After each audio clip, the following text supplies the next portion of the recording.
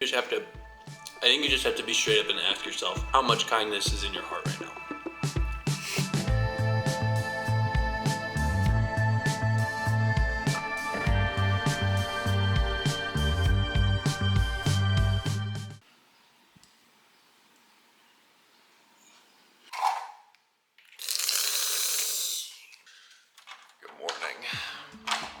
Good morning. It is Monday. I went to sleep at 3:30 in the morning because me and my friends were all playing Munchkin and Unstable Unicorns last night, which are two phenomenal board card games. Yeah, time to get ready for Upper 2, second upper day of the new Mesa cycle, so should be fun, and yeah.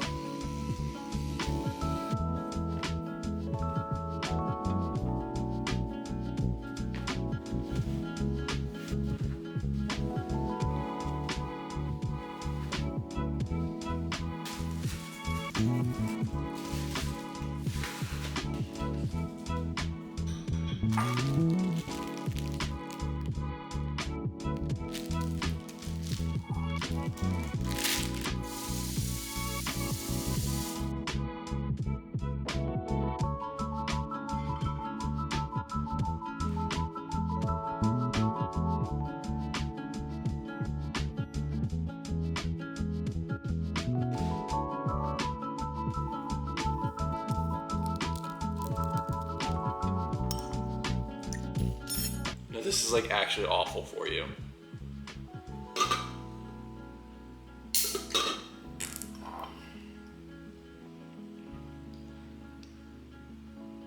Really hot. Yeesh. Oh my god, guys. Lumpy space.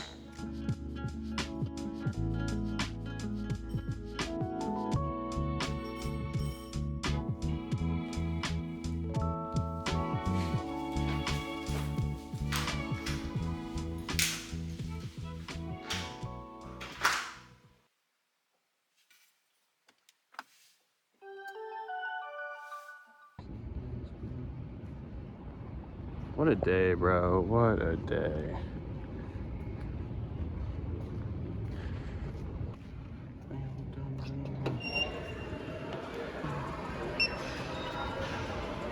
It'd be funny if what? Oh. Alright. Just be yourself, big bro. Alright, now give us an introduction. What's going on? My name's Isaac. We're here working out at the TC Rec. Trying to get a juicy arse pump. W. And after that, we're gonna go get some ramen. Date bio. Believe it!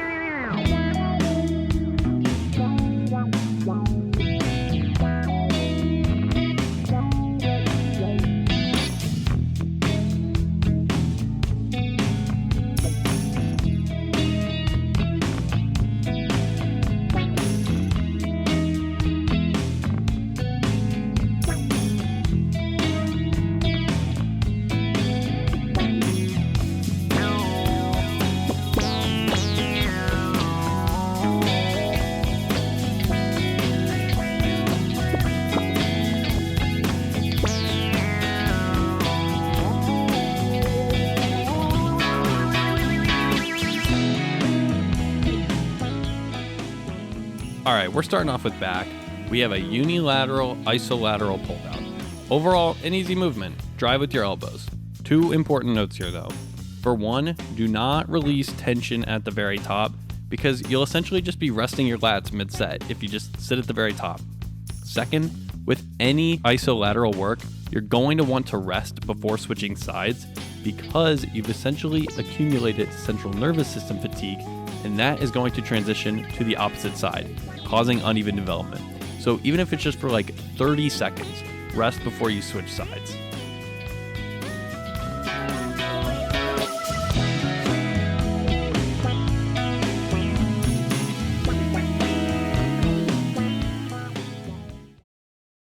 Okay, we have a Smith shoulder press, which is easy, so let me explain the programming style instead. Firstly, this week is just an adaptation week. I do this at the start of a new mesocycle so I can completely understand the form and the weights I'll be using for the next few months. This is a training preference of mine that I do because it helps me progressively overload accurately. My sets here and throughout the workout have a little more reps than usual while I figure out the form, but for the rest of the program, everything is going to be 5 to 8 reps. And for intensity, everything is between 0 and 2 reps in reserve, again with the focus on progressively overloading. Next, we got a machine lat raise, or chicken wing as I call it. I intentionally put this bad camera angle here so you can look at my hands and how I'm not gripping the handles. What I'm trying to do is minimize grip as a limiting factor, but honestly this hurt my wrists like really bad. So consider just doing this without using your thumbs gripping around the handle instead of completely letting go.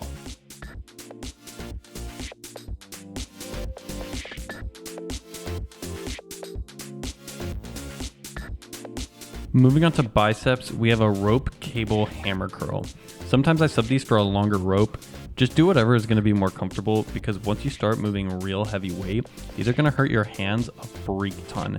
In advice for form, keep your elbows in a tighter, more locked position than you may see here because I'm swinging a little much here sometimes, like looking back, and this is going to initiate shoulder flexion, which is obviously not what we want.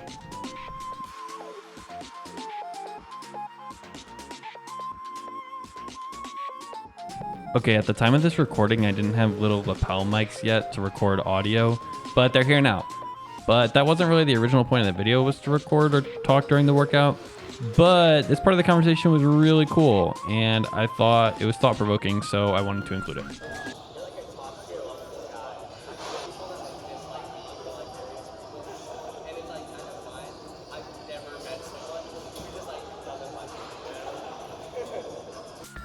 So my response to this was that this probably is not a good thing. I'm really good at making first impressions and kind of staying on people's good sides.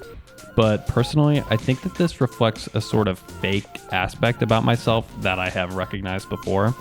I don't really act myself around other people, more so how I would want them to see me act, if that makes sense. I told Isaac if everyone really likes you, that's probably not actually a good sign of how you act and portray yourself around others.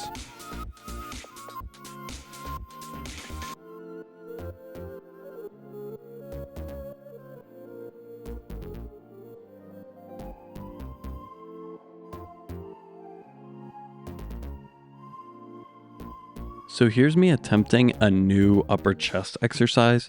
I'd call it unilateral upper chest kneeling barbell press. And what you'll see here on the right is Isaac mansplaining that the upper chest has 2 primary functions. The first is shoulder flexion, while the second is adduction, ADD adduction, meaning that when pressing, you need to press your elbow inward and upward to maximize upper chest stimulation. Overall, I'm just super iffy on this movement. I wish there was just some way to add back support or something to hold on to for increased stability. Y'all should try this one though, and let me know what you think and if you'd recommend any adjustments or creative solutions. I think just with a few tweaks, this could easily become like a top tier movement. And that's upper 2. Let me know what you think and try it out.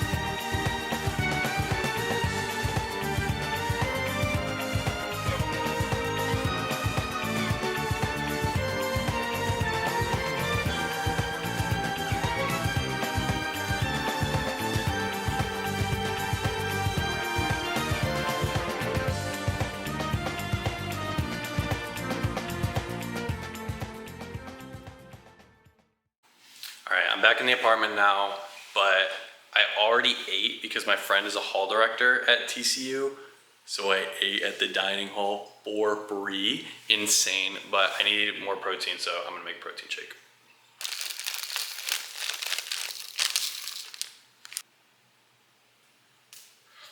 Oh, freak.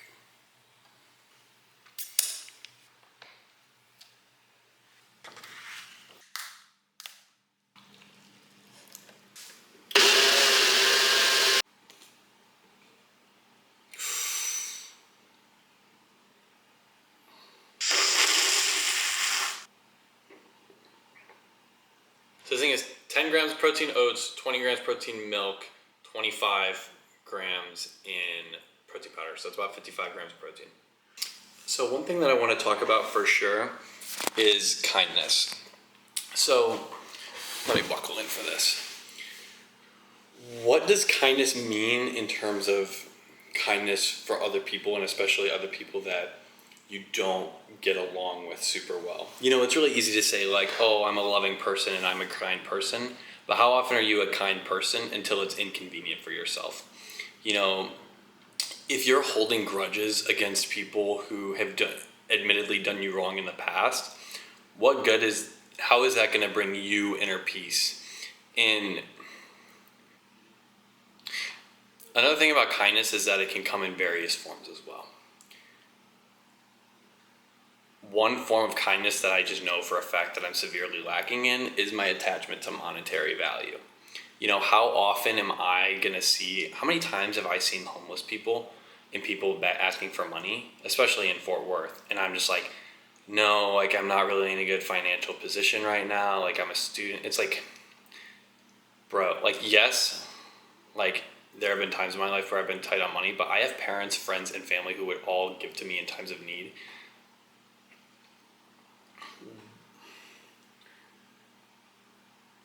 How often am I going to say I don't have the money for this, and then I'm going to go get Chipotle with my friends the next day? And I shouldn't hold myself to a super high standard because I'm literally a college student and I'm looking on how to separate myself from monetary attachment. On the other end, what are other ways we can be kind? I think one way that you can get yourself to have a kind headspace is to always practice gratitude as well. As someone who is always struggling, not always, but I mean, my anxiety for the past 6 months has been like absurd. And one thing that I heard is that anxiety and gratitude can't coexist. And so if I have a gracious heart, if I'm always thankful for what I have, I don't know, hanging out with my friends today, friends I haven't seen in a while, bro, my mental clarity right now is like insane. I'm more motivated. I don't know. The past 3 weeks were like a slump at times. Honestly, the past month has been like a slump at times, and my anxiety and overthinking can like really just cause super cloudiness. And I'm super grateful that these past 2 days have been like so good, bro. Dude, I have therapy tomorrow. We are so locked. Anyway. So how can I be kind? Okay. I think I need to separate myself more from monetary. I'm always panicking about like, groceries are so expensive and what's the price of eggs right now? And like, it just doesn't bring me any inner peace. I think I do a really good job at my viewpoint of others, especially those who are in less fortunate positions than me. I think finally,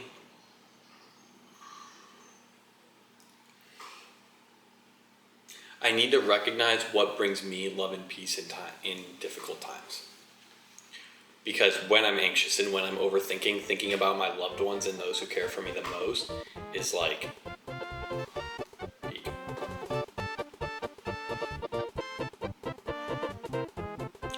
That's gonna wrap up today's video.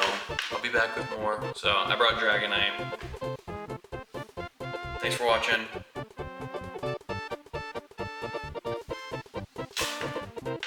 Stay kind.